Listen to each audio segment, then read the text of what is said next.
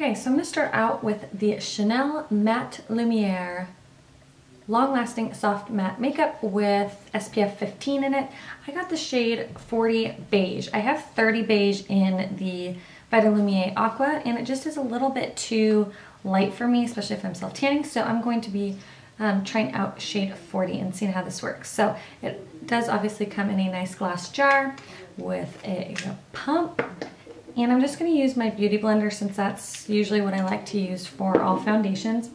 And that is the consistency. It's a little bit runny, not as liquidy as my Urban Decay Naked though, but not quite as creamy as some. Sorry, I have a weird like light shining right here, so I'm trying to stay out of that. So let's start on this side.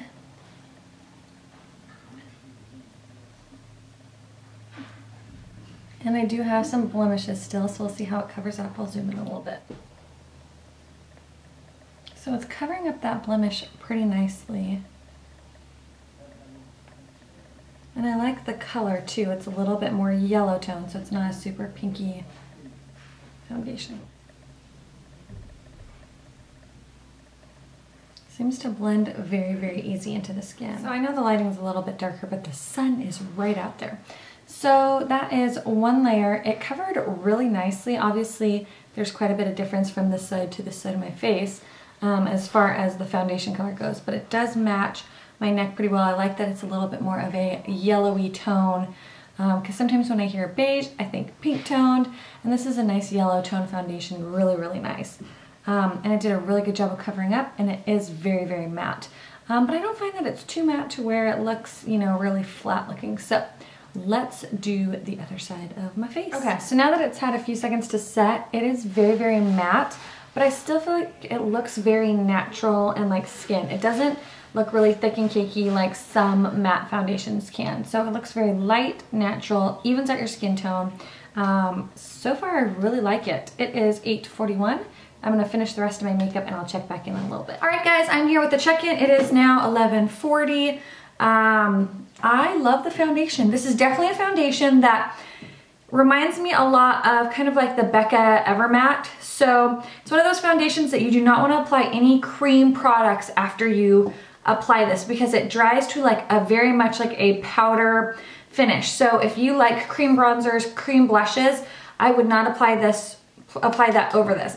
Even doing concealer underneath was a little bit tricky because it started to look a little bit, I don't know, not patchy, but not as nice as it usually looks if you use something that's not so matte. So just keep that in mind when you're playing with this foundation, that you're gonna probably wanna do any cream products prior to applying this. So you're gonna wanna do your concealer and everything before your foundation, just because it does get a little bit tricky, especially under your eyes, because this dries so matte. So definitely don't recommend cream bronzers or cream blushes or cream highlighters over this product. But other than that, if you're just gonna top it with powder stuff, I love it so far.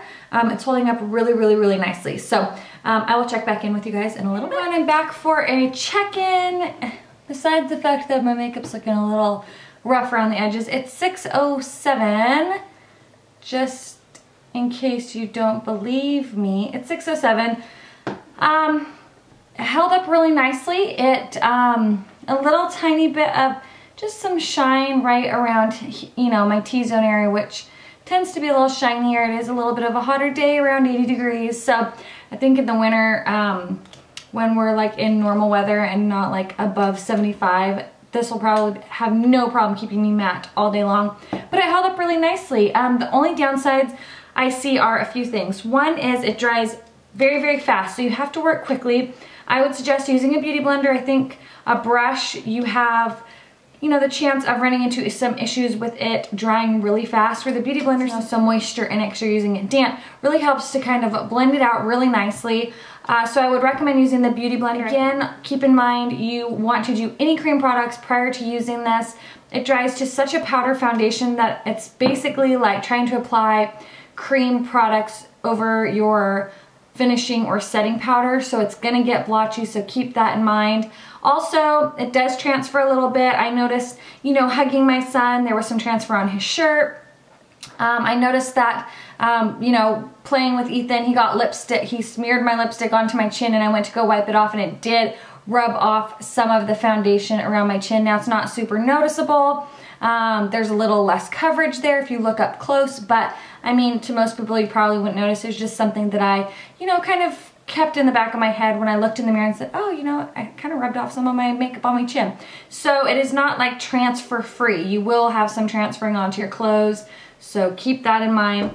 Other than that, I really like it. It does have a little bit of a pricey price tag on it, around the $50 range.